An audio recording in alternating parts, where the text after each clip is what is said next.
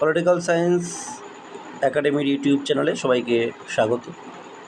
আজকে যারা পশ্চিমবঙ্গ রাজ্য বিশ্ববিদ্যালয়ে রাষ্ট্রবিজ্ঞান বিষয়ে প্রথম সেমিস্টারের পরীক্ষা দিতে চলেছ, সম্পূর্ণ নতুন সিলেবাসের, সামনের সপ্তাহে তোমাদের পরীক্ষা, তাই তোমাদের কথা চিন্তা করে একটি সাজেশন নিয়ে এসেছি। যারা পাস বিষয়ে, রাষ্ট্রবিজ্ঞান পাস বিষয়ে যারা পরীক্ষা দেবে তাদের জন্য।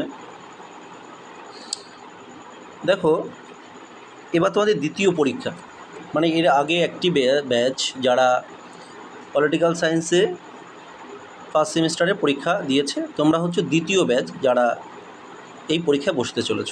তো তোমাদের যে সিলেবাস রয়েছে, আগের বছর যে পরীক্ষায় যে প্রশ্ন এসেছে তার উপর নির্ভর করে এবং সিলেবাসকে খুঁটিয়ে বিশ্লেষণ করে তোমাদের জন্য আমি একটা সাজেশন নিয়ে এসেছি। ইউনিট অনে দেখো, আমি 5টি প্রশ্ন তোমাদের জন্য সাজেস্ট করছি। প্রথমটা হলো রাজনীতি। রাজনীতি দিয়ে একটি প্রশ্ন তোমাদের আসবে, অবশ্যই আসবে। রাজনীতি সম্পর্কে তোমার ধারণা ব্যাখ্যা করো। রাজনীতি কিভাবে রাষ্ট্রবিজ্ঞানের সাথে সম্পর্কিত?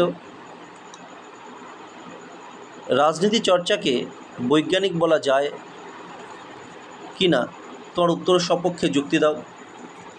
4 নম্বর হচ্ছে সার্বভৌমিকতার একাত্মবাদী তত্ত্বটি সমালোচনা সহ আলোচনা করো। আর 5 হচ্ছে হবস, লক, রুশোর সামাজিক চুক্তি মতবাদের সাদৃশ্য ও বৈসাদৃশ্য। এর মধ্যে লকের সামাজিক চুক্তি মতবাদটি তোমাদের একটু ভালো করে পড়তে হবে। সার্বভৌমিকতার একাত্মবাদের তত্ত্বের যে সমালোচনা এবং একাত্মবাদী তত্ত্বের যে ব্যাখ্যা, দুটোই কিন্তু তোমাদের পড়তে হবে। এছাড়া এই হবস, লক এবং রুশোর সামাজিক চুক্তি মতবাদের সাদৃশ্য এবং বৈসাদৃশ্য পড়লে ভালো করে, তাহলে কিন্তু এই হবস, লক বা রুশোর যে কোনো প্রশ্নই দিক না কেন, সেটা কিন্তু তোমরা উত্তর লিখতে পারবে। এখানে লক বানানটা একটু ভুল হয়েছে, আমি বানানটা চেক করিনি টাইপ করার সময়, তোমরা একটু দেখে নেবে। অসুবিধা হলে আমাকে কমেন্টে জানাবে। এবার আমরা আসছি ইউনিট 2তে। আমি মাত্র 4টি প্রশ্ন এবার সাজেস্ট করছি। 1 নম্বর আর 2 নম্বর, দাগ নম্বরটা 1 হয়ে গেছে, ওটা দেখে নেবে একটু। 1 নম্বরে স্বাধীনতা ও আইনের মধ্যে সম্পর্কটি আলোচনা করো। দেখো, এটা এই স্বাধীনতার আইনের মধ্যে সম্পর্কটি আলোচনা করলে তোমরা কিন্তু একটা সুবিধা পাবে, সেটা হচ্ছে স্বাধীনতার সম্পর্কে তোমরা আলাদা করে 5 মার্কের প্রশ্ন আসলে লিখতে পারবে, এবং আইনের সম্পর্কে যদি কোনো প্রশ্ন আসে যে আইন সম্পর্কে তোমার সংক্ষিপ্ত মতামত ব্যক্ত করো, এই ধরনের প্রশ্ন আসলে কিন্তু তুমি উত্তর লিখতে পারবে। 2 নম্বরে যেটা রয়েছে সেটা হচ্ছে ডেভিড হেল বর্ণিত গণতন্ত্রের বিভিন্ন প্রকার।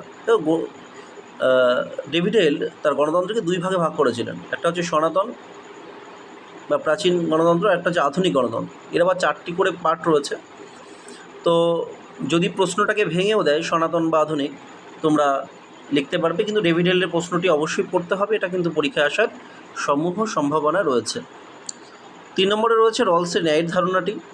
আগের বছর পরীক্ষায় প্রশ্নটি এসেছে, কিন্তু সিলেবাসে যেভাবে রয়েছে তাতে কিন্তু রলসের প্রশ্নটি তোমাদের পরীক্ষায় আসবে। হয়তো হতে পারে রলসের যে ন্যায়তত্ত্ব রয়েছে তার সমালোচনামূলক আলোচনা করো, কিন্তু রলসের একটি প্রশ্ন কিন্তু তোমাদের থাকবে।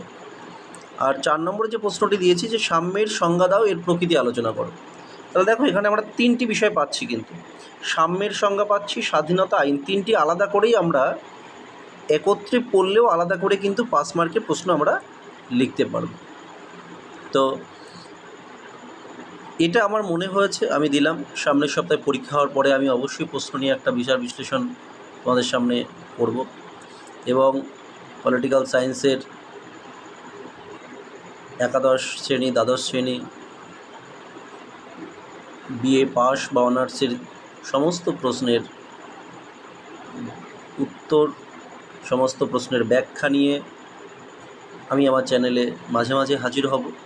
তোমাদের যদি কারোর কোনো নির্দিষ্ট বিষয় সম্পর্কে জানার প্রয়োজন হয়, আমাকে কমেন্টে জানাবে, আমি সেই বিষয়টি নিয়ে আলাদা করে আলোচনা করে সমস্যার সমাধান করার চেষ্টা করব।